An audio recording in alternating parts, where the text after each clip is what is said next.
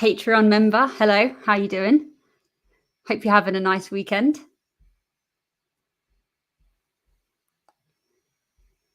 How's it going, everybody?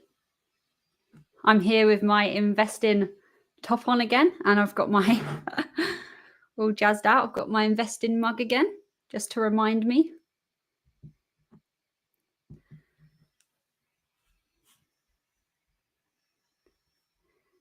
How is everyone doing on this Sunday? It's been really miserable weather. The live stream today is going to start with some conversation around picking an ISA provider. I've had a lot of questions recently about how best to pick a good ISA. What is the best ISA? All questions about different providers, comparing different providers. Cool topic. The cool top is back. It's here to stay. It's here to stay.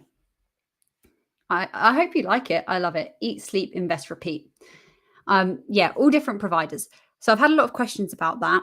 And I just wanted to spend the first sort of 10 minutes maybe discussing some key points about what to look for when you're trying to pick a best ISA provider.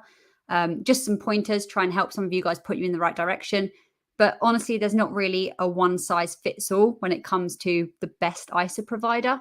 So yeah, we can just talk about that for a while. And then I'm sure the topic will just go off conversation and we'll start just doing some general questions and just chatting about different things with investing. They always tend to go a little bit off topic. So let's talk ISA providers. Obviously, if you're in the UK, ideally you'll want to have your investments within an ISA. That is the most tax efficient way to invest. Tax-free, that's great. That's what we want. But of course, there's not just one ISA provider that you go to and that's that. You have to pick your ISA provider. And there's typically more traditional ISA providers, so the ones that you would get through your bank. And then there's all these new ones that we see popping up every single year. We've got loads of them now. And I think, especially for beginners, I think it's really confusing as to where to go. How do you pick the best ISA provider? And like I was just saying, there's probably not a best ISA provider. And that's why it's really challenging because it's going to completely depend. So just to point out a few really popular ones, you've got the likes of Vanguard. You've got the likes of Hargreaves Lansdown. You've got some of the new ones. You've got Free Trade. You've got Invest Engine. You've got Interactive Brokers. You've got Trading 212. There's probably tons more that haven't even come to the top of my head right now. Loads and loads and loads. But the thing is, they all share similarities, but they also all differ in so many different ways. And it's going to depend on what you want in your portfolio. So let's just say you want, you're really interested in maybe just some passive investment types, passive investment vehicles like ETFs and index funds. You don't really care about picking stocks. You don't really care about any type of investment apart from maybe one or two ETFs. Let's just say that. If that's the case, then that's going to streamline you towards maybe some providers over some others. Whereas if you really want to invest in some individual stocks, you're going to have to find a provider that offers you that. So that's the first point. You're going to have to think about what you want to invest in and what providers offer those things. So just for example, Vanguard are absolutely fantastic. They're really cheap and we'll get onto that in a minute. But Vanguard offer only Vanguard funds. They don't offer the ability to invest into individual stocks. You can't do that with Vanguard.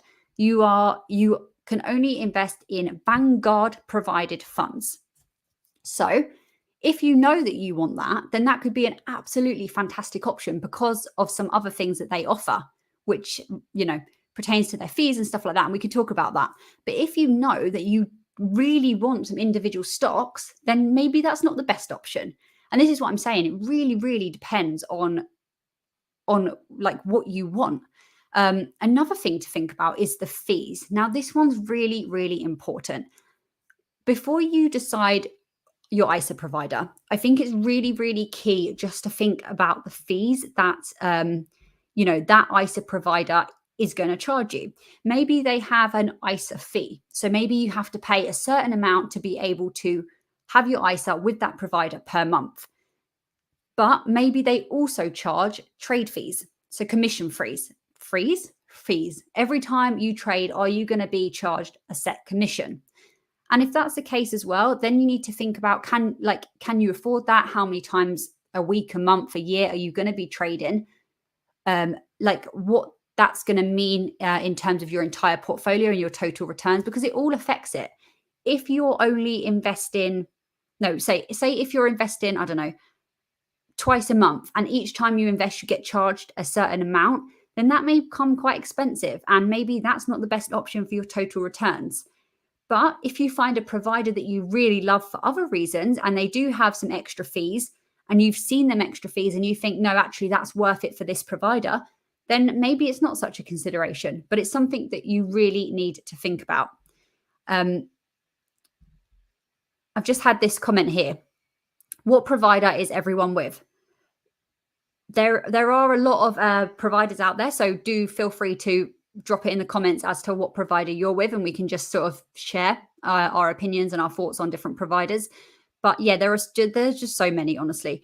I think another thing that you need to think about is the platform itself. So do they offer an app only? Do they offer a desktop version?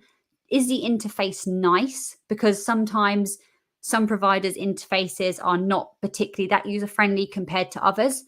That's something you need to think about. Do you care if there's only an app? Do you care if there's no app?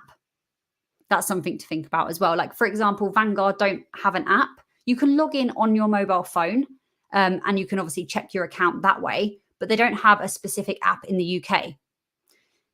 I think that's because they try and, promote long-term trading and long-term mindset. So they don't really feel like you need to check your account every day. That might be why. And that might not bother some people, but it might bother others. Another thing that you need to think about is it depends if you care, obviously, but their customer service. Are you going to be able to get in contact with their customer service easily, and are they going to help you? Because again, as a beginner, that's something that you need to consider. Like, if you're going to need help, is someone going to be there to help you? Hey, Justin, thank you for joining. Do you have any more referral codes for us? No, I don't really have that many referral codes, honestly. I have one for my current ISA provider that I put in my description. That's like an affiliate link. But yeah, I don't really have any more. I know that there was a period of time where people were doing lots of like free trades where you get a free trade platform where you get a free share. I think Invest Engine were doing some of those as well. But no, at the moment, I don't really have any, to be honest. But if anyone does, obviously feel free to leave them. Dave, hey Dave, how's it going? I'm with Trading 212 at the moment. Trading 212, that's a popular one. The thing with Trading 212 was that they didn't have new signups for their ISAs for a long time, and now they've reopened them. And lots of people really wanted Trading 212 because they're commission free. That was one thing that people really, really like about Trading 212. You're not going to pay when you make a trade. So, that was really important for a lot of people. And I understand why. I'm with Vanguard at the moment, but moving to Trading 212 soon. Okay. AEMJ is a Patreon member, and I know exactly, you've already told me why, but I'll just tell everyone here in case they're wondering why they're moving to Trading 212. AEMJ was basically with Vanguard, and they wanted to be able to invest into some dividend individual stocks as well, and Vanguard don't offer that. So like I said, you need to think about what you want to invest into. Vanguard, I use free trade app for some smaller dividend shares I buy regularly. Dr. Biscuits making an appearance. Look at that picture. I love it. Are they digestives? I think they're digestives. We love a digestive. So do you have, are you in the UK? I think you are, but I could be wrong.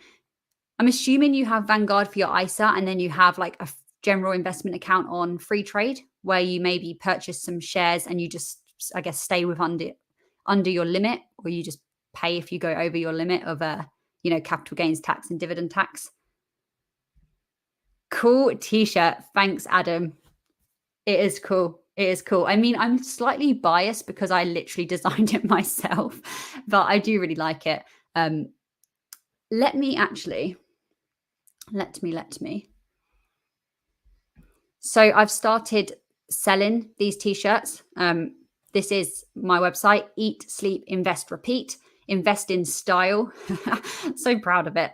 And you could this top was made as like a sample, and then I wanted a supplier that could basically supply better quality versions of this.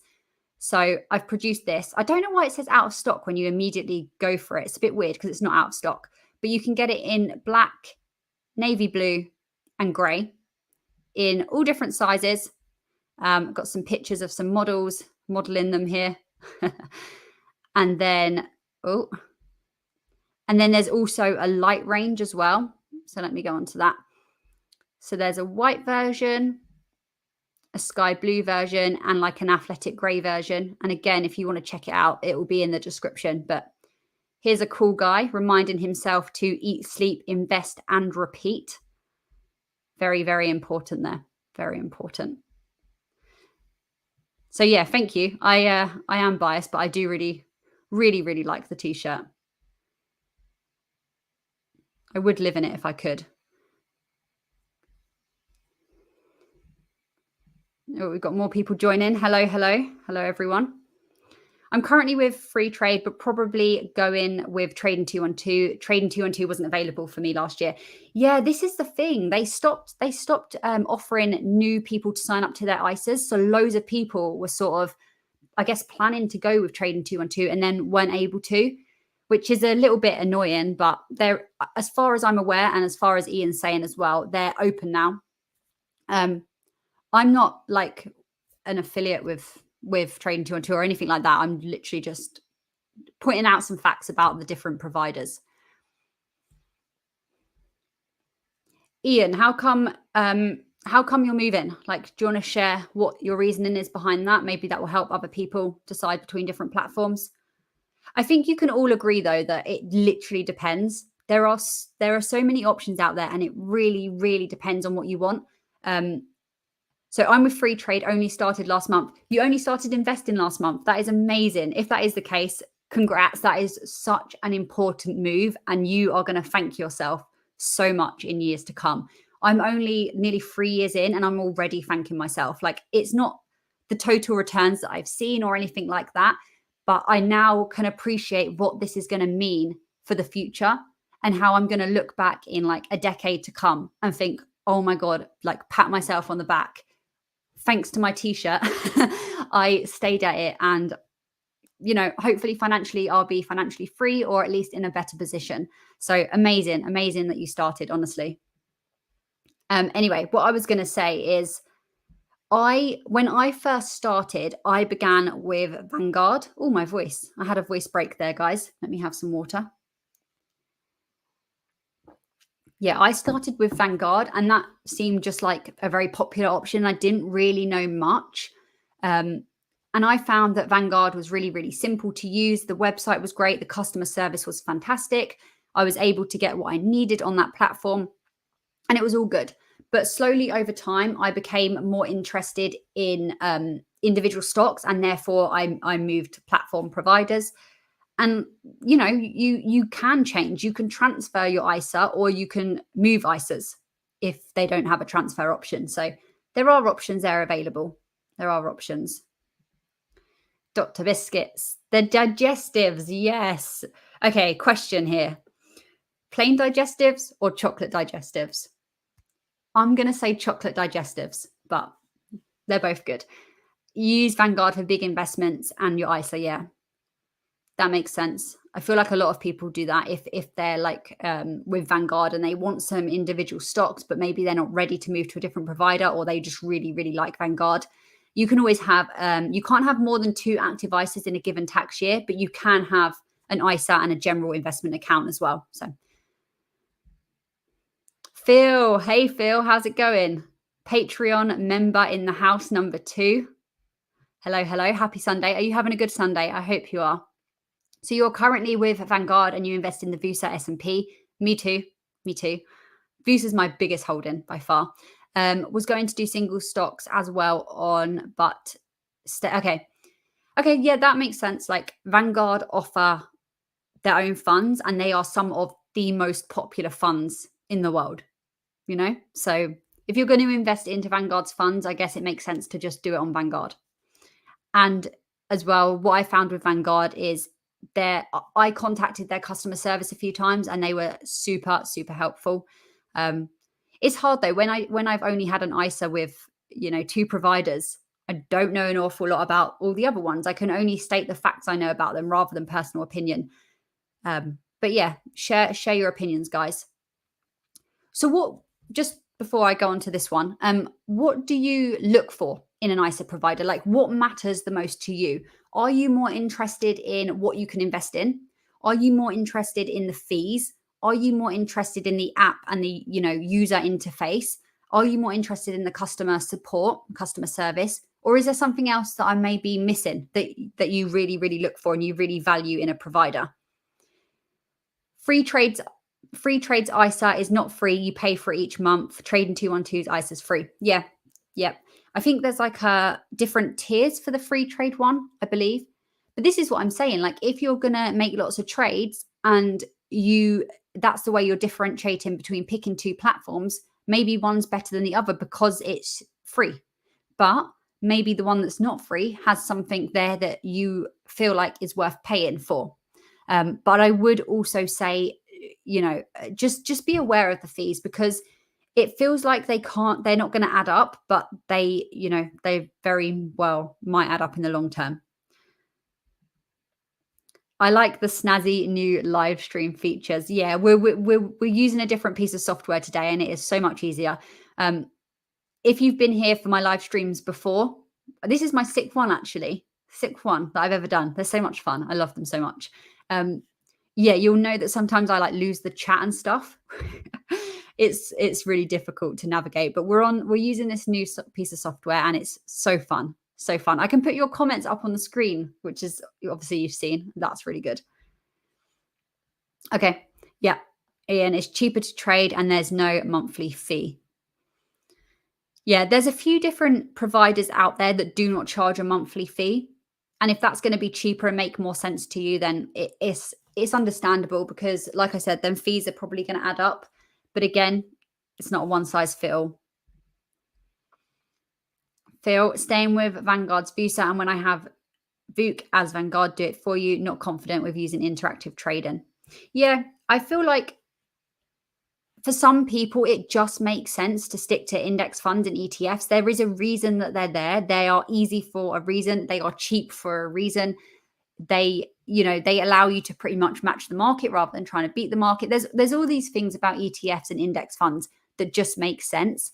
And even though I'm really, really interested in dividend investing and I do want some exposure to some individual stocks, I do also appreciate that I am not going to be able to beat the market. I'm not Warren Buffett. I'm waiting to find out that he's my long lost, once removed granddad. I'm still waiting for that, but it's not happened yet. And I feel like I will always make sure that a large portion of my portfolio is an ETF or are ETFs. I want that risk to reduce and I want that diversification. So completely understand where you're coming from, Phil. Completely understand. We need our dividend investments in an ISA as the money you earn from dividends without tax is getting, yes. Honestly, I'm glad you said this. Things are changing regarding tax, capital gains tax, dividend tax in the UK. It's going to become more crucial, so much more crucial to have an ISA as your main investment vehicle. It's going to be absolutely crucial. Well pointed out there, honestly, such a great point. And I hope people realize that, I hope people realize that that's what's going to happen. And even the thing is, even if you don't have enough money to warrant that panic and paying those taxes now, what happens in 5 years when you've built up a portfolio, you're reinvesting your dividends, you're growing, you're going to be exposed to dividend tax, and you thought you weren't going to have to pay it because once upon a time you had a small portfolio. That's what I'm thinking as well. So I'm making sure I stay within the ISA. as much as I can. If I ever get to a point where I can max out my ISA, which, I really want to be able to do one day, really want to. It's like one of my goals that I can't wait to tick off. I'm going to get there. I'm going to get there. Positive mindset. Yeah, if that's the case, then I will look for other ways to invest as well, like a general investment account, and maybe I will have to pay some tax. But all whilst I can, I'm going to, avoid that. Plain, oh, controversial. So I'm only joking. They're great as well. You've got to dunk a plain biscuit in a cup of tea. Biggest is the S&P 500. It's safe. Yeah. Yeah, I get you as well. And I think with like exposure to the S&P 500, you're getting so many companies, so many of the largest global companies in the world. And the US economy is the biggest in the world. So I agree with you. My biggest holding is also VUSA, so S&P 500 ETF. And I do think it's safe and I think it's diversified. Even though it's been going down recently, I don't actually know what it's doing today. This week. I haven't really checked in on it too much. But I think the point is that even if it goes down momentarily because of these big tech companies going down, it's got exposure to loads of other companies as well. And in the long term, are you going to bet that it's going to go up with the US economy? Or are you betting that the US economy is just not going to do anything, I'm surprised Lightyear doesn't have an ISA offering, especially as the tax on dividends and capital gains have changed. Yeah, some of them don't. There's quite a lot of upcoming new providers that, are making headspace, but they're not offering an ISA. I mean, you've pointed it out there yourself how crucial an ISA is, but perhaps someone has maxed out their ISA and needs a different provider for other investments, and they're happy to have a general investment account, in which case an app like Lightyear or one of the other offerings could be really good. So I guess it depends. Oh, no, Phil, I'm guessing you mean man flu and not man glue. I hope you feel better. You're getting better. That's good. Just make sure you have lots of hot drinks and relax. Look at some stocks. That will help. I'm with Vanguard, also moving my work pension with them as moving to a different company. Nice. I wish I could have my work pension with Vanguard. I guess I could. I always wonder about a SIP as well. Slightly going off topic here. Yeah, Vanguard's very popular for a reason. Has anyone found that Vanguard are quite slow in paying them their dividends? I've noticed that. I'm not really bothered whether it comes in this week or next week. Like, it doesn't really bother me. I'm just now aware that if I'm expecting a dividend from VUSA that I have on Vanguard, it might be a little bit delayed. Once I get closer to the 85K mark in my trading 212 account, I'll probably switch to investing in just the VUSA on Vanguard for a few years. Don't really want more than 85K in one account. Well, firstly, getting £85,000 in an ISA account or in any sort of investment account is insane. So firstly, congrats. That is an amazing achievement once you hit that or even get close to that. Okay, how come you don't want it in one account? Is that just for like risk reasons in case one of the companies goes bust or whatever? Is that why, or is there a different reason that I'm not picking up on? And you might just go with VUSA on Vanguard for a few years, Dave. Yeah, I have So last year, my ISA provider was Vanguard, and I currently I don't pay into it anymore because you're not allowed. You can only pay into one in a given tax year, but it's still there and it just accumulates, and I just can't add to it. And on that, I have VUSA and I have the Global All Cap. Fees and a safe one that is making profit. Oh, that's a good point. So actually thinking about the provider itself, are they sustainable? Are they going to be able to make profit? Are they going to be around for a long time? Because I guess what you don't want to happen is to open an ISA and invest with a company that then isn't going to be there in many years. That's a good point. That's a really good point. I think that's what you mean, Cal, right? I hope that's what you mean. That's how I'm taking it. Remember, for small investors, the fees add up over the year and ruin your overall profits. Fab point there. Trade 2 on 2 is making a profit. Free trade is not. Okay, interesting, interesting.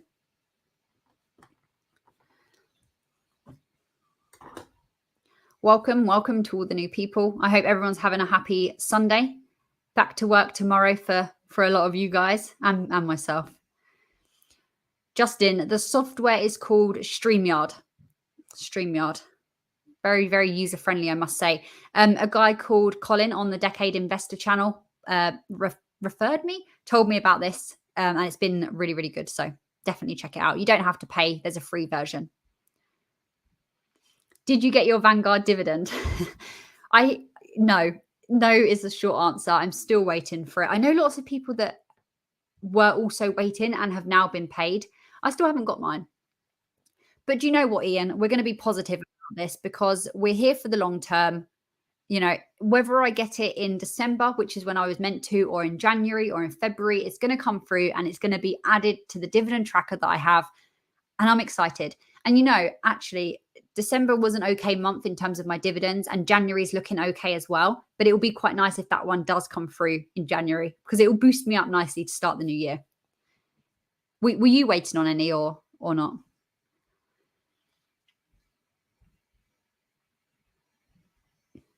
As I'm sticking with index funds for now, so Vanguard makes complete sense.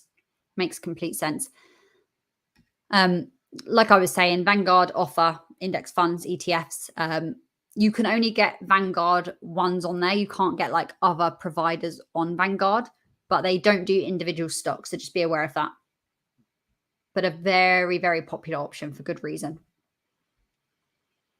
Cal says, Ian Lightyear said that they will be doing a free ISA in the future. Do you know when that is? Has that been stated or is it just sort of like in the works? Let's hope they don't. Oh, yeah. You know, this worries me. I just realized I'm not holding my. There you go. There's the reminder, guys. Eat, sleep, invest, repeat.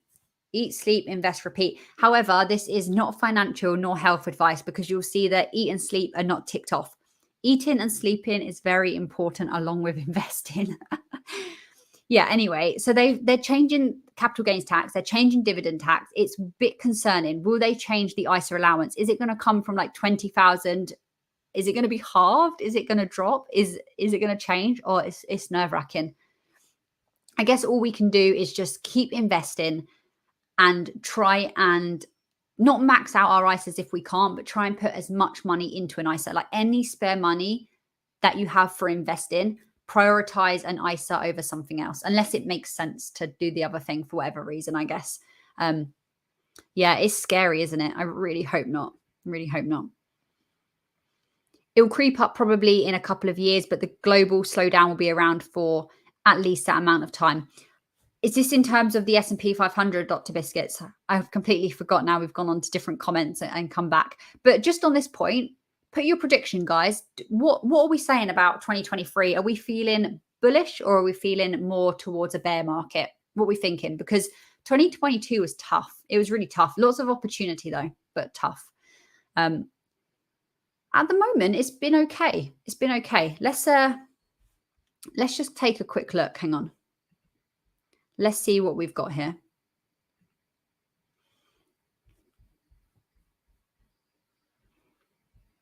We're still on this website. Let's go. Let's move off the website. Let's look at the S&P 500. Okay, so let's just look at it over the past 5 days. Okay, so the S&P is up and it's up across the month as well. Let's do year to date. Okay, over the 2023 so far, the S&P is actually up by 4.5%. And let's see what the FTSE is up by. We all know that the FTSE 100 has had a fantastic time, like reaching all-time highs, kind of fantastic time. There you go. It's up by basically 4% year to date. We've seen the FTSE 100 do a lot better than the S&P recently, which is pretty cool. Will it continue though? That's the real question. Okay. Let's do some more questions. Where did I get up to? Where did I get up to? Yeah, let me know your predictions. Lightyear said they were planning one last year, but in 12 months have not said anything. Yeah, I don't know. I've not really heard much, but then I have not really been looking. So Lightyear are taking too long, agreed. Were you guys waiting on Lightyear then? Is that a platform that you were interested in? 85K is what you're covered for, I think. Okay, you're talking about yeah, you're right. You're talking about like what you're covered for on the provider. Is that 85K? Someone let me and Dave know. I know what you're talking about though, Dave. There's like a buffer there almost, isn't there? Hey Gary, how you doing? When I switched from Vanguard to, I don't even know how to say this word, to that one on the screen there, right here, they didn't want to release the money. Oh no. What, as in it was difficult to transfer. You were trying to transfer from all of your funds to that platform and it was difficult to do. It's hard because some platforms don't allow transfers. So you have to sell out of your positions and then move, or you have to sort of move on a new tax year so that you're not investing into two in the same tax year. It's quite difficult. And also, if you're moving from a platform that offer one thing to a platform that don't offer that thing, you probably can't then do a transfer because it's not, they don't offer the same thing. So it is hard. Right, Ian, we've got a few comments from you coming up. So I think you meant to maybe put these all on one, but we're going to do them separately. I have 1 year Vanguard, 1 year free trade, next year trading 2-on-2. I will cycle through them each year. That's interesting. How come? Let me know. Why is that? You're welcome, Justin. It's honestly, it's really useful. Check it out. Newbie question. Are dividends based on the value of your holding at the time or how much you paid for them? So are you talking about like the dividend yield in particular? Or so basically what will happen with dividends is there will be an ex-dividend date. So you'll see that on like individual stocks that pay a dividend, you'll have an ex-dividend date. If you hold a certain amount of shares in that particular stock before the ex-dividend date, you will then get the calculated amount for the next payment. But if you invested after that dividend date, you won't be eligible for that next payment. And again, that will depend on when you purchased the stock, if that makes sense.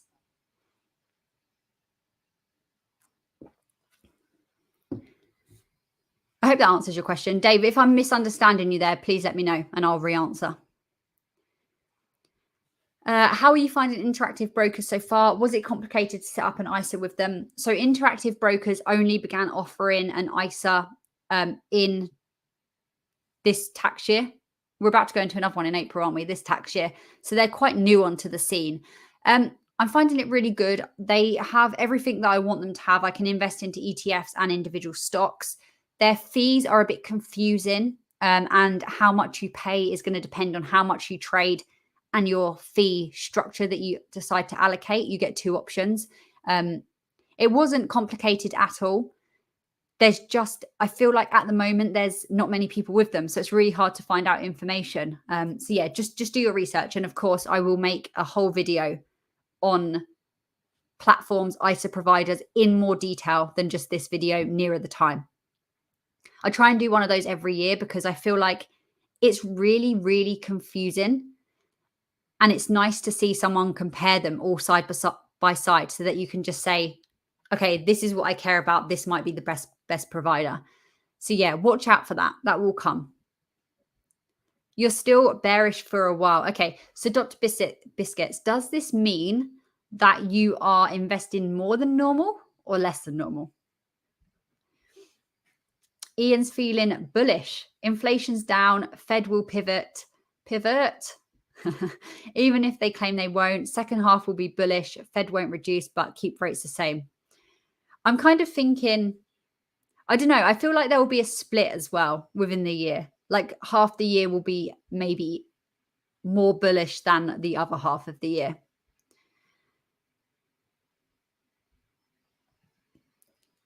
Yeah, 85K is what the government guarantees. So yeah, there's your answer. First 6 months of 2023 will be a downturn, but start rising towards the end of the year. Three major events like Ukraine could continue to affect the market.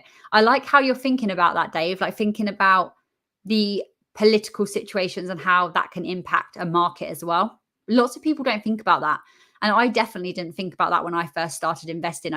You've got to kind of think the news, politics, the general economic situation, everything in one is going to actually impact your investments. And I think it's really quick to let that panic you, but you've got to zoom out and think, where are my investments going over the long term? How long am I going to be doing this for? Is what's happening right now going to affect what's happening in 10 years? You see all these things to think about. But interesting. So you think the first half is going to be not so great, but then you think it's going to rise towards the second half of the year. That's kind of my thought process as well. But we can't predict the market, so who knows what will actually happen. Predictions are difficult. Funny you said that. Yeah, they're really hard. It depends on so many variables, variants of viruses, Ukraine, China policies. Yeah, like we were saying, there's so many things to think about that it's just sometimes better, right? And it lets you sleep at night better if you just think about your investment strategy, your investment plan, good quality companies, and let the rest just take care of itself over long periods of time, and not to like get panicked and worried about all these little short-term fluctuations, because it honestly, it start getting a lot and it doesn't need to. You don't need to overcomplicate it. That's what I'm finding. The more time I invest, the more I realize just to zoom out and actually think about it from a long time period. Cycle through them so they all benefit from the government guarantee. I forgot what platforms you said, Ian. I know you said Trading 212. I can't remember what other two you mentioned, but I'm guessing all three of the ones that you are going to cycle through have similar options of what you can invest in. Or do you not mind? Are you purposely picking different ones because they offer different things? I just don't understand how dividends work. I got £1.70 from one of my holdings the other day. Okay, there is a quite a useful. So I would say learn how the dividend yield works and how that's calculated, and like how dividends are paid depending on how much you've got. You'll find that online easily. And there's this website called what's it called? Dividend Data. So dividend and then DATA, spelling test there. I think it only really looks at UK stocks. So if you're a US stock enthusiast or you're a US investor, you're probably not going to want that website. But let me just show you quickly, Dave. You might find this helpful. You also might not. So sorry if you don't, but I think it can be quite helpful. So this is the website, Dividend Data. And be aware that this might not be updated every single day. So you can come on to dividend payment dates and you can see when the next payment date is for the particular stock. You can just type it here. So for example, National Grid. Let's just search for National Grid. This one here. You can see upcoming payments, which is great.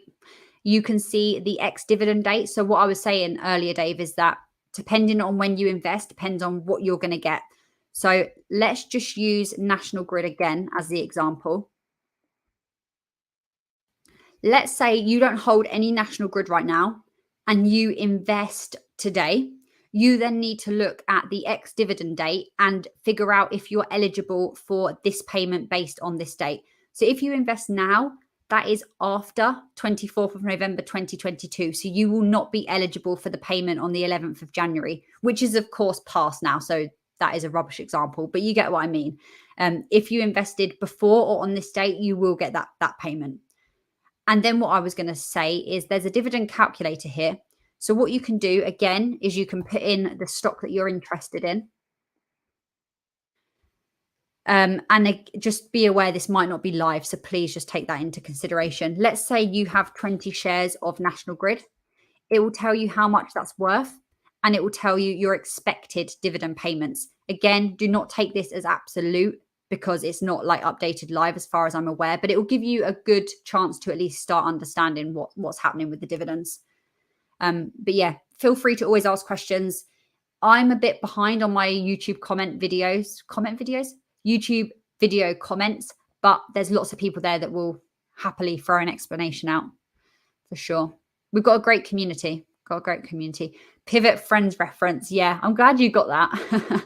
I'm glad you got that.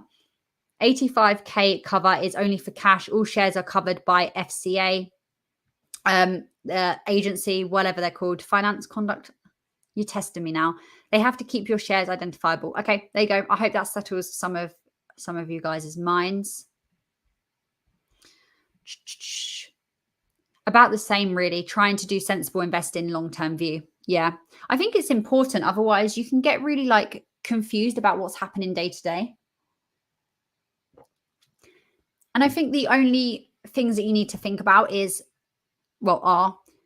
if you're picking individual stocks, I mean, is this company still good quality? Is it still does it still have the same fundamentals as when I invested? If it doesn't, and the fundamentals have changed, then maybe you need to action that. Is there any change in the I don't know how to say this, like maybe the CEOs or other people involved in the company that again make you question that company? But if it's just literally some short-term fluctuation, take the long-term approach, don't worry about it. That's what I try and do anyway. Just quickly, what is the yearly dividend on the S&P and FTSE 100 if you did all as individual but together?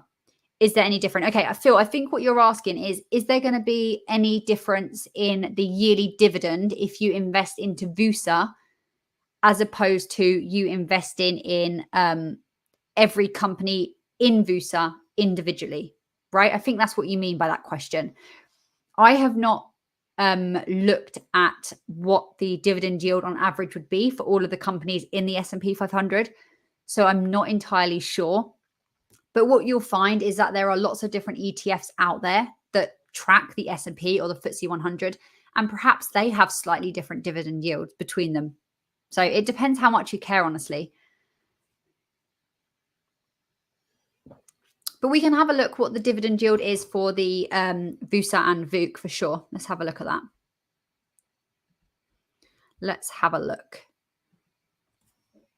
So let's do VUSA first. We'll just look at on the Vanguard website. That's probably easier. Okay, so distributions, that's where you'll learn all about the dividend yield. So here you go. Dividend yield as of the 30th of November 2022, 1.31 for the VUSA. And then you want VOOC as well, didn't you? Let's have a look at that. FTSE 100 ETF, VOOC, VUKE.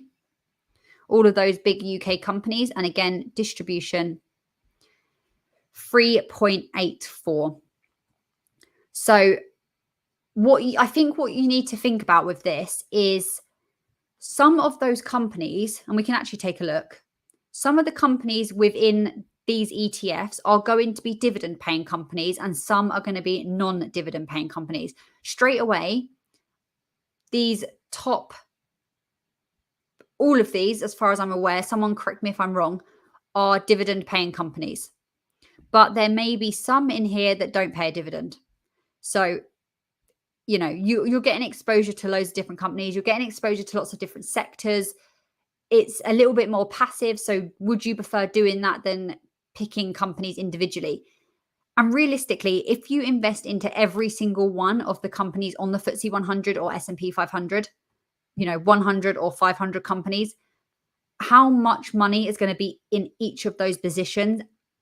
Realistically, is that going to mean that you're actually going to get any dividends that are going to be at all of interest? So lots of things to think about. But if anyone wants to add anything to this question, please do. It may help someone out. I like that approach, Gary. You wouldn't buy anything that you wouldn't keep for at least 10 years. Yeah, there's a saying, isn't there, that you should only buy an investment. I might be making this up, but you should only buy an investment that you're willing to hold for, is it like 3 years? I don't know. The point is long-term investing. Long-term investing. Doesn't matter if they guarantee, if they have your shares in free companies, if one has difficulty, then you have access to some whilst the failed one is being sorted out. I guess this is on about the warranty and everything we were speaking about earlier. Makes sense. That's what you mean. Good. I'm glad I got you there.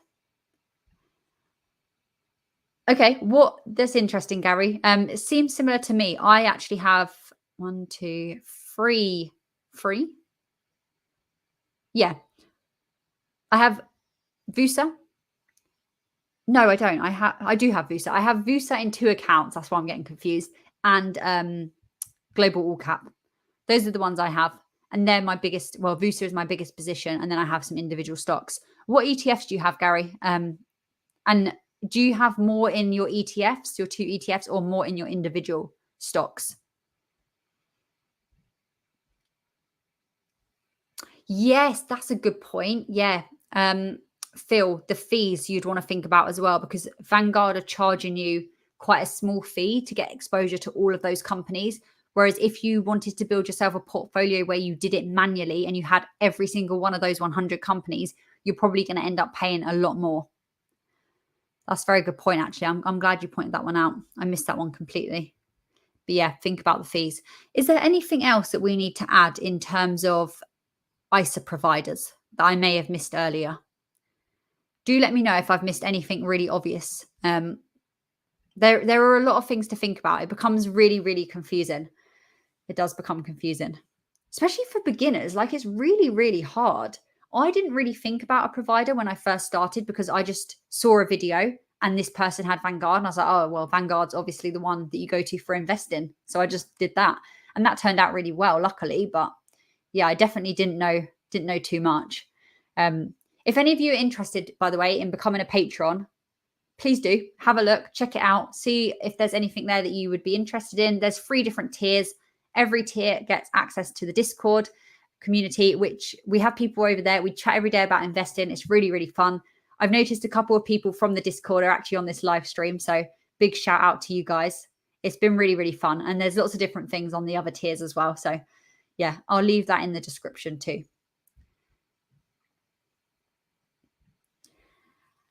On Shell, you want to buy the B share, not the A shares. There you go, guys. If you're, let's have a look. What's the difference? Let me have a look. So Shell stock, B shares versus A shares. Okay. Oh, I'm not sharing my screen. Hang on. Coming up. So what Gary's saying is that there's 2 different types that you can get. You can get the A shares of Shell or B shares. And it's the same with other companies like Alphabet have different share classes as well, whatever. But the point is, be careful which one you buy, because you can see here the A shares are primarily listed in Amsterdam with a second listing in London, whereas the B shares are primarily listed in London. So if you're a UK investor, you're interested in the London Stock Exchange, you're going to want those listed on the London Stock Exchange rather than the Amsterdam equivalent, I guess. It just makes more sense, fee wise and everything else. So yeah, good shout out there, Gary. I wouldn't have thought of that. I don't invest into Shell myself right now, so I've not really, looked into that exactly. But thank you. Do you invest in a general investing account as well? Good question, Sean. So I'll break this down. I do have a general investment account. I used to invest in there. I don't anymore. And I'll tell you exactly why. So when I first started investing, I opened my ISA with Vanguard. I invested into ETFs with Vanguard, and that was it, because that's all I could. That was fantastic. And then as I grew more and more interested in investing, naturally, I wanted some individual stocks, or I just wanted to at least have the option. I then opened a general investment account with Free Trade, I believe. Free Trade. And I put some money into some individual stocks, such as Tesla. There was many mistakes made in that account. I've still got it, and it's still active, but I do not actively invest into that account anymore, because I now know the value of an ISA in terms of tax reasons. And I'm not in the position in my life where I have enough capital to max out my ISA. So naturally, I just prioritize the ISA money rather than general investment account. But I've got my account still open here, and let's have a look what's in there. It's an interesting one for sure. It was my general investment account. I knew was always going to be small in terms of how much money was in it. So I kind of used it as a way to experiment, learn, make mistakes. And I'm glad I did looking back. So I've got the biggest position in this account is Tesla, which is currently down by nearly 61%. Palantir, however you want to say it, again, down by 64%. And then pretty much all the other holdings are like tiny positions that were because of free shares. So I kind of just need to sell them, but they're all down at the moment. I hope that answers your question. Lots of people tend to have both, as do I, but I just don't actively invest into my GIA anymore. That's funny. Yeah, I've just answered that. But yeah, I still have it. Don't use it. Not because I don't use it because it's free trade, but I just prefer my ISA. Think the B shares were delisted. I don't know. Honestly, I don't know. Someone that knows that, please let us know. Were the B shares of Shell B shares of Shell? Does anyone know if they were delisted? I can't remember. We might have just read that, but still got on the screen. I don't know. Someone will know, I'm sure. Phil. Okay, I'm glad that helped. Yeah. Phil's on the Discord. We chat lots about Vusa and stuff. So it's good that you've been able to make a decision. I feel like if you know that you just want ETFs and you want index funds and you're not really too worried about picking individual stocks, like hats off to you. It's easier. It's going to cause you less stress. You're not going to be needing to follow the market as much, like, picking stocks, seeing what they're doing every day. You can sort of just invest and forget, but do this as well. And look, Phil, if you ever decide that you want to invest into individual stocks or, your platform is just not providing you with what you want in the future, you can always change. Tommy, hey Tommy, how's it going? I use free trade ISA along with a pension SIP for £10 a month. Stick 4,000 in an account cash where you're getting interest. I've read this all wrong. It's on the screen. Read it yourself. I have just made a mess of that. Sorry, Tommy.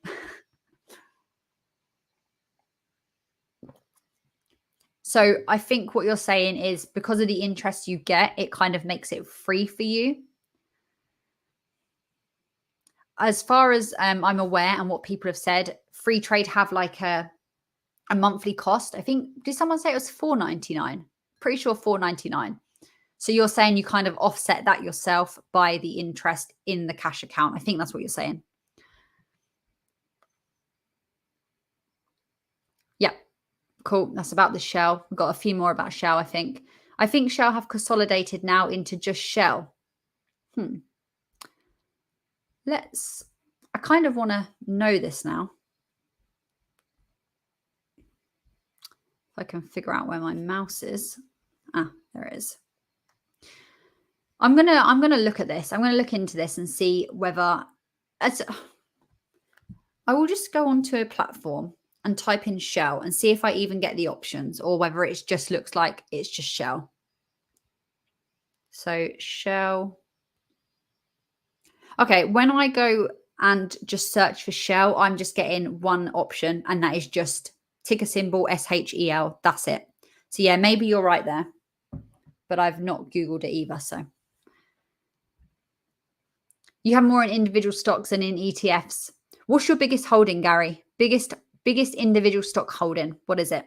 And anyone else, let me know what yours is as well. I have Vanguard ETFs in my free trade account. Yeah, you can do that. So that's a good point, actually, Ian. I should point that out. So Vanguard offer really, really popular ETFs and index funds. To name just a couple, we've got VOOC, FTSE 100. We've got Vusa, S&P 500. We have got BWRL Global. We have got VHYL, a high dividend global.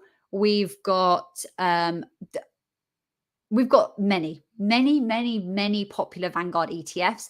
And it's a good point to say that they're not only available on Vanguard. You can have a free trade account, you can have a trading 212 account, you can have an interactive brokers account, and you can still get access to those Vanguard ETFs. Very, very important shout out here by Gary. Fees will kill you. Yeah, they won't actually come and kill you, but they will kill your total returns. They will. Tommy, let us know what your thoughts are here. You say the free trade app is shocking. Are you talking shocking good, shocking bad? Are we saying that the user interface isn't friendly? Are we saying that it, what are we saying? Expand on this point. We'll share. Sean has free trade as well. Anyone here does the 4K deposit? This is what we just read. So this is obviously a common strategy by a lot of people. So invest in 4K. You're going to get a 3% interest rate, which is then going to warrant paying the fee. So you're just offsetting it. Am I understanding this right? My Vanguard ETFs paid its dividend on the 28th of December. My Vanguard account paid me on the 12th of January. I'm still waiting for mine. What's the date now? 15th. Okay, mine's got to come through tomorrow, surely. Those of you on Discord with me, I'm going to share with you when I get paid this, because it's been a long time coming. It's been a long time coming. Maybe it's going to be soon. Yeah, cool. Free Trade Plus is $9.90. What do you get on Free Trade Plus compared to the other versions? I'm guessing, as far as I'm aware, you probably get like access to different stocks and stuff, right? When are interactive brokers and trading 212 going to allow ISA transfers? At the moment, you can only do cash transfers, unfortunately. Yeah, this is a really good point. So just to reiterate this to people, when you want to move providers, you have a couple of options, right? One option is that you do an in-species transfer. You do a transfer. And basically what you do is you say to your provider that you're moving. You tell your new provider that you're going to open an account with them. They sort it out and they bring all of your investments over to the new account. That is the most simple, straightforward, makes sense kind of way. The other option is that you sell out all of your positions and you rebuy them on the new platform. The third way is that you do what I did, and I did this for reasons. I didn't just do this because I think it's necessarily the best way, but it is that you leave your account open with the old provider, but you do not actively invest into it. You leave it doing its thing and you open a new account. So those are the three options. Option one logically makes most sense, but unfortunately, as NB has pointed out, not every provider allows you to do that. So you can't always transfer everything you have from one platform to the other. And that means that you've got to pretty much decide between one of the other ones. So when are they going to allow ISA transfers? As far as I was aware, interactive brokers did say that they would allow in Q1 of 2023 or Q4 of 2022. It's worth checking if they're allowing it now. I'm not entirely sure if they are or not, but they've said it, so I guess they will do it in the future, but I don't really know. And as far as trading 212, again, I'm not sure. I feel like these platforms are popular, and it would make sense if they did offer this, because lots of people are going to have this problem. Lots of people are going to think, I want to move to this one, but they don't allow transfers. So am I not going to move to them, or am I going to find someone else? It's hard. But okay, guys, if you watch my channel a lot and you know that a platform is now offering ISA transfers and they didn't previously, or there's any updates in terms of ISAs, drop it in the comments, because it's, a lot of us are UK based and we can share that knowledge. If Vanguard can't keep date of dividend payments, then something is wrong. So Adam, I think I did query this myself, and I came across a video made by a fellow UK investor. And he was basically saying that he asked Vanguard why this is, like, why am I not getting my dividend payments on time?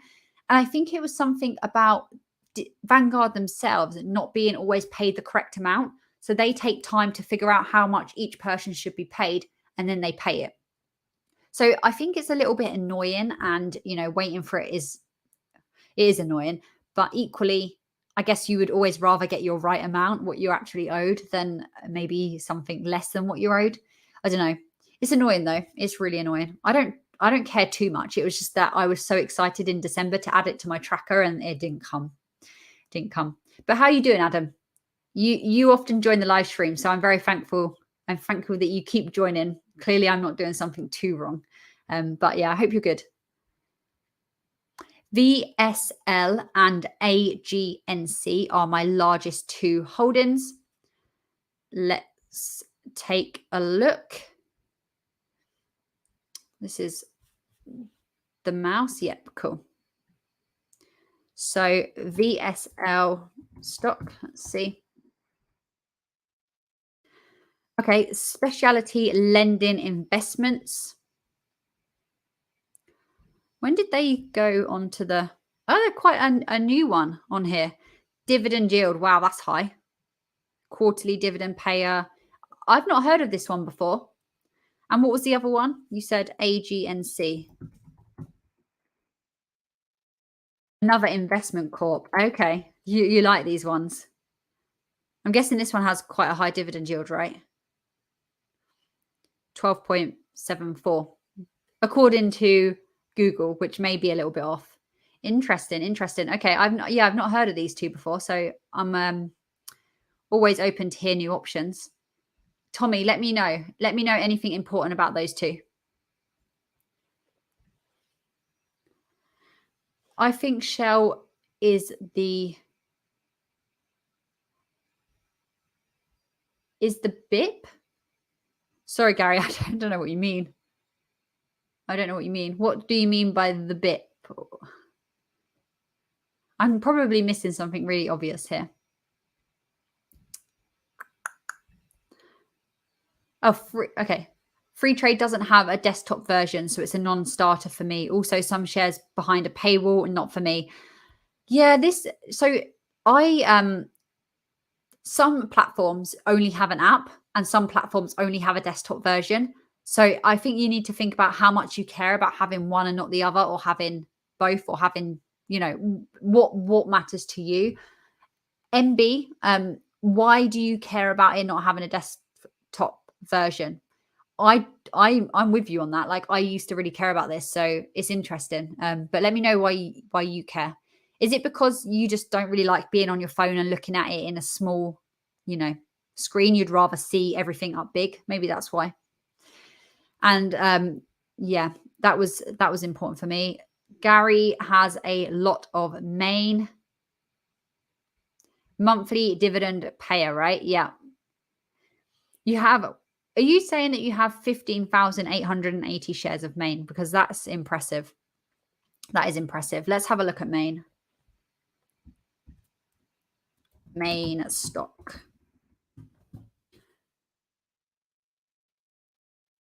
I'm conscious of the time, guys. I have a video premiere about an Invest With Me video, if you've watched my channel before, coming out at 5:30. So please jump over to that when we're done with this in a minute, and we can carry on chatting there. Right, let me share my screen again. I'm getting very tech savvy here, aren't I? Okay, let's have a look.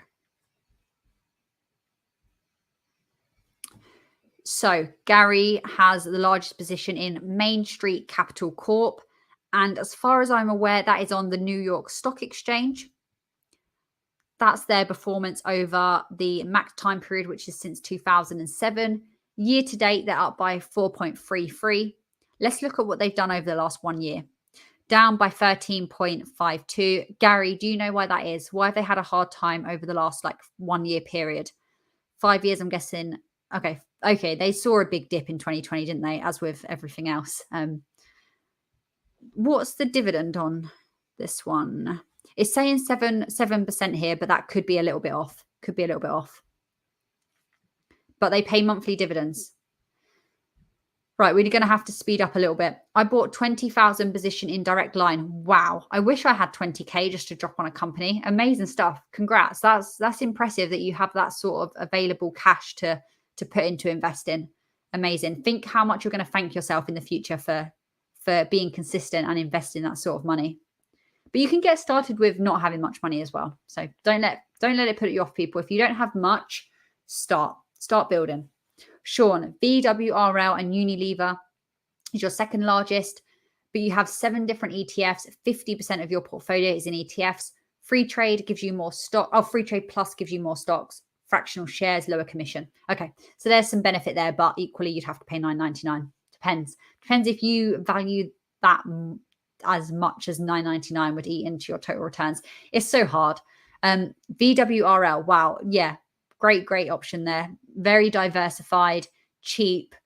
You're getting lots. You even get I don't know, it depends, I guess, what version, but VWRL is a dividend one, isn't it? It's a distribution, so you're going to get a small dividend there as well. Unilever, I love Unilever. That's in my portfolio as well. Okay, you've got 1,588 shares of Main. Still impressive, still amazing.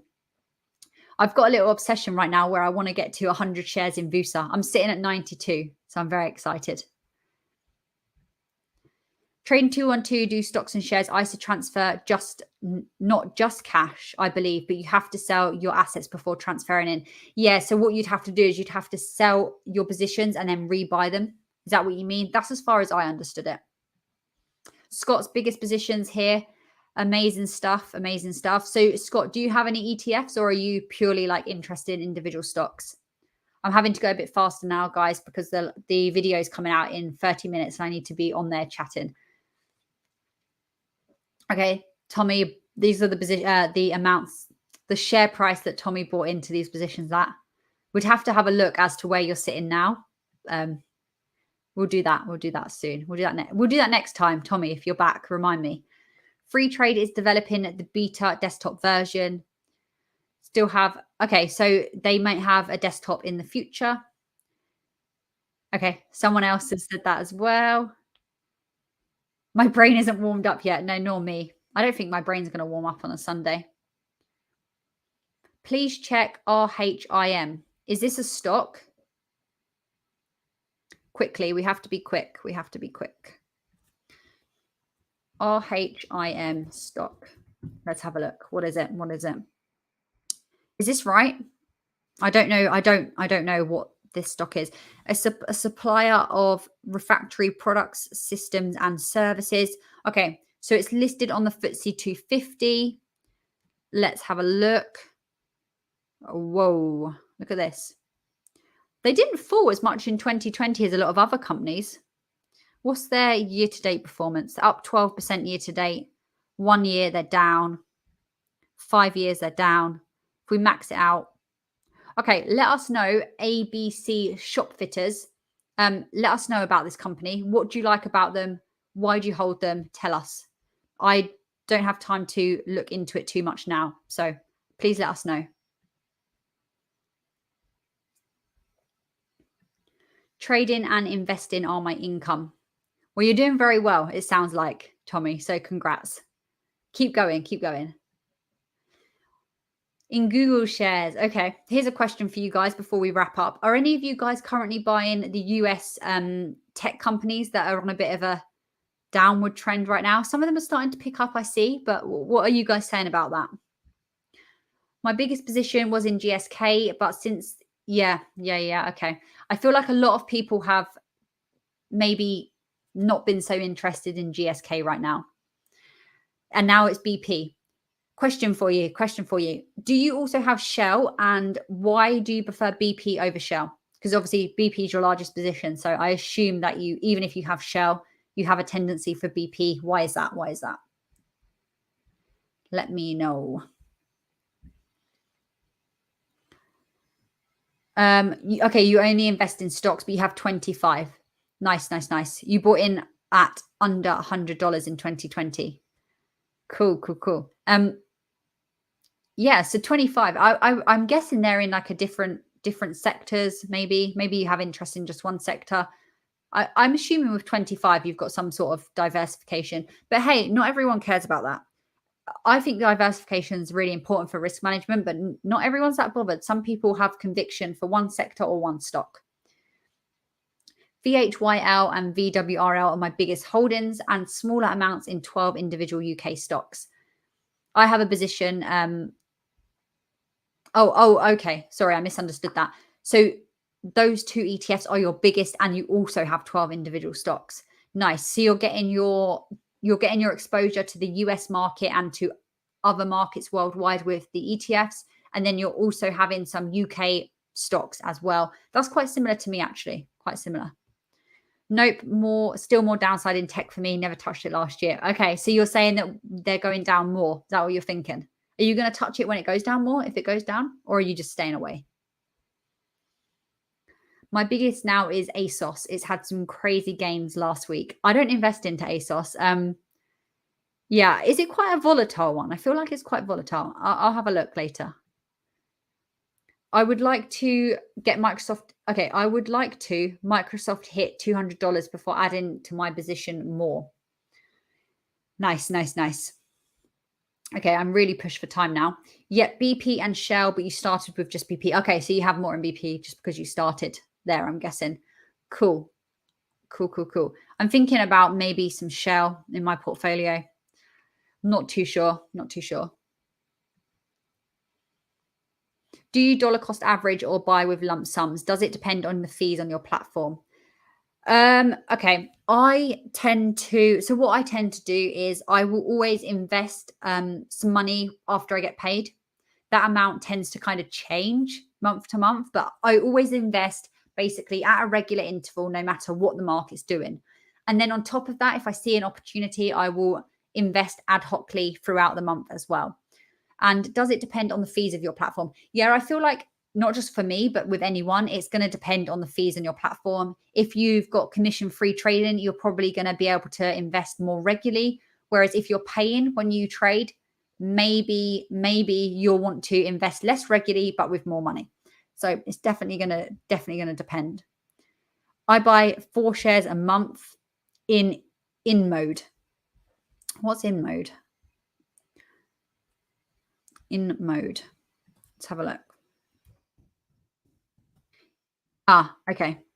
Okay. I've never heard of InMode before either. Our medical device company, right? Okay. So you're buying 4 shares a month into InMode regardless of what they're doing. Thanks, Phil. Thanks, Phil. We'll talk on the Discord later, I'm sure, but thank you honestly for joining.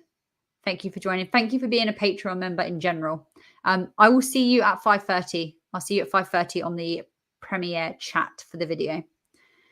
Invest Engine has been a good ISA for me this year. Cool. Yeah, Invest Engine is another one that's mainly ETFs, right? They don't do individual stocks, but it seems very, very cheap over there. So yeah, seems like an upcoming fantastic option too. There's so many out there now. I learned that there are some UK monthly dividends. Are you into monthly dividend paying stocks? There's not many monthly UK dividend paying companies. I don't know if there's any on the FTSE 100. There probably are some, but there's not that many. I know in the US there's Realty Income, which is like a big one, and then there's Maine as well, which we've spoken about. There's not as many options in the UK. For me, I'm not into them, but I just don't really care how often and when they pay. It doesn't really bother me. I wouldn't pick a stock because it's a quarterly payer or a dividend, a monthly payer, or it pays twice a year. Like, I don't really care. I just want a good quality stock in there, honestly. I'm buying pipelines and tanker ships. I think I've heard that a few times recently, actually. OpenAI Microsoft is interesting with ChatGPT. Yeah, there's lots happening. There's lots happening right now. It's going to be interesting. And Apple, is it Apple that are now making a headset as well? So that could change things. Lots of stuff coming. We'll see where these companies go. The ARK funds are full of battered down tech stocks. Might be a good way to get some exposure. Yeah, so the ARK funds, Cathie Woods, lots and lots of tech heavy ones in there for sure. Yeah, if you want an ETF that is just tech heavy, there's other ones as well, but you could check out the ARK funds for sure. Their ROI is crazy. I don't know what ROI we're speaking about now. I have diversification, biggest holdings, Unilever, Drax, and Legal & General, trying to find more UK stocks to add now HomeServe has been acquired. Yes, so I have Unilever and Legal & General out of those ones. There's some good UK companies. We typically have more of the boring companies rather than the really fun tech companies, but boring quality companies are good. Why did you choose a platform with trade-in fees? There are so many without. Okay, so when I moved from Vanguard because I wanted a platform that allowed me to invest into individual stocks. I also wanted a platform that had a desktop version at the time. I cared about that, and a mobile app. Basically, I listed all the different options, and Interactive Brokers was the one that made most sense. But trading fees at the time, trading 212, for example, wasn't an option. So that was out of the door. There was lots of things that went into it, but I definitely agree with you. Like, trading fees do come into play for sure. I do £384 a week, but I keep buying those stocks that are underperforming. It's hard to pick every week. Yeah, it is, especially when you're in a bear market and everything feels like it's down. It is hard. Adam, you're fine. Good to hear. I will see you at 5:30. I hope you like the video. I'm waiting for Lightyear to do an ISA, fingers crossed. I'll cross my fingers for you, Desi D. Yes, that's the one we looked at. Good, good, good. Does Rio Tinto have a lot more upside this year, would you say? So Rio Tinto has been doing really, really well. They're, really, really well. Do they have more in them? Let me know, guys. Let me know what you think. Let's let Sam know. We might run out of time here, though. It's hard to get in. Belly Pork, hey, how you doing? No, don't worry about being late. We're going to be wrapping up in a minute because there's a video coming out at 5:30, which is soon, and I need to jump over to that. But I hope you've got the Discord link, Belly Pork. And yeah, join the Discord. We'll chat on there. I don't want you to miss out. Right, okay, guys, I'm going to end it here because it makes sense. I've got to go over to the premiere. So hopefully you guys join me over there. I hope you've enjoyed this. I hope it's given you some things to think about in terms of ISA providers.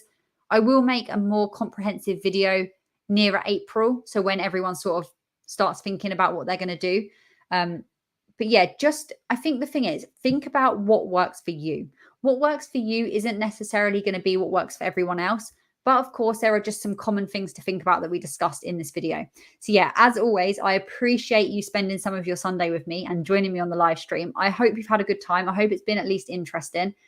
I really, really appreciate you coming, honestly. Let's just throw these comments up really quickly. Rio Tinto depends on China.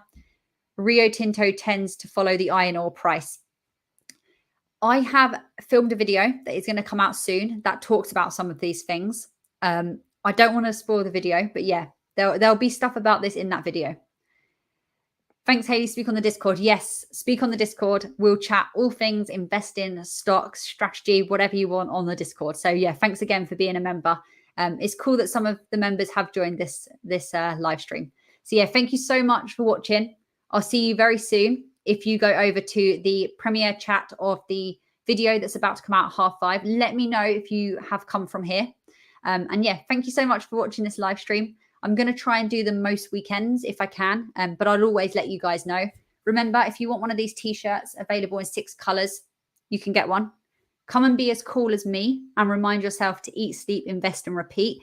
And check out the Patreon if you are interested. Yeah. Thank you, guys. Bye.